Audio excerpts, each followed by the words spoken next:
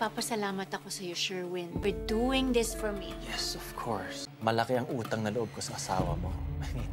Paglabas ng nagmamay-ari ng mamahaling sasakyan ay nalaman nila Caroline at Bingo na hindi siya si Feather Girl na hinahanap nila, na sinita pa sila ng babae kung bakit siya pinagmamasdan ng dalawa, na ganamang nagpalusot si Bingo na naseseksihan sila, sabay inabot niya yung invitation para sa Chinese New Year na namukhaan ng babae si Caroline na isang Jew, kaya giniit niyang a-attend ito sa party.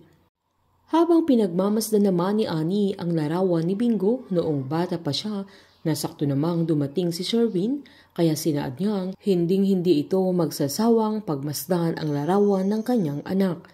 Si Annie mismo ang boss ni Sherwin at magkasabwat sila sa pagpapabagsak ng pamilya Chu. Walang kamaling-malay si Wilson na si Sherwin na pansamantalang i-hire niya bilang maging CEO ng GLC ay mismong kasabwat ng nanay ni Bingo na walang ibang hangad kundi ang magiganti kila Cindy at Gina.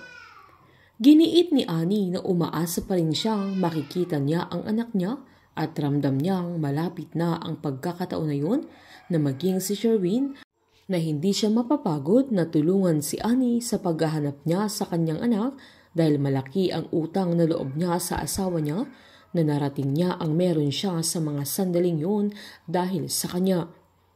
Mangiyak-ngiyak naman si Annie nang sabihin niyang tapos na ang malaimpyernong buhay niya mula nagkahiwalay silang magina.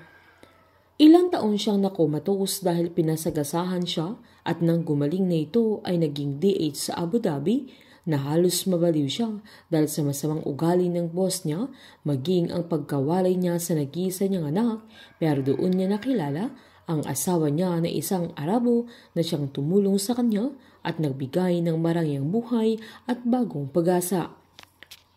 Nanindigan si Annie na sa pagbabalik niya ay kaya na niyang lumaban, na oras na para sa paniningil niya dahil sinira nila Cindy at Gina ang buhay niya, kaya yun din ang gagawin niya sa buong pamilya Chu.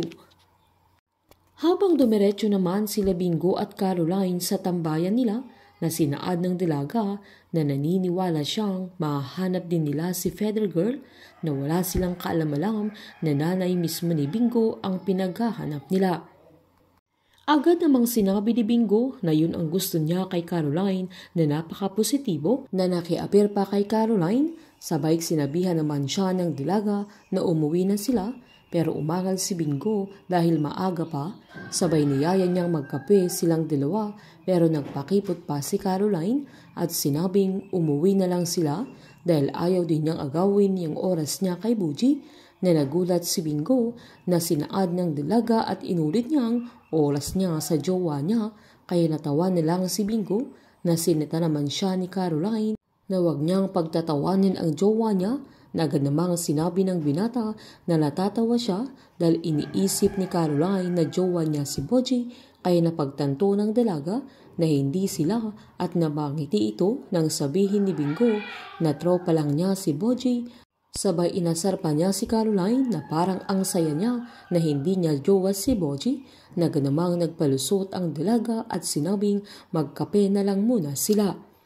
Tuluyan nang nahulog ang loob nila sa isa't isa, pero pilit nila itong tinatago, pero kahit anong gawin nila sa mga kilos nila ay halata nang gusto na nila ang bawat isa. Painit ng painit ang mga tagpo, sabay-sabay po nating subaybayan ang advance episode ng Can't Buy Me Love dito po sa aking channel. Patuloy lamang po manood at mag-subscribe para ma-update po kayo sa mga susunod na episode. Marami pong salamat.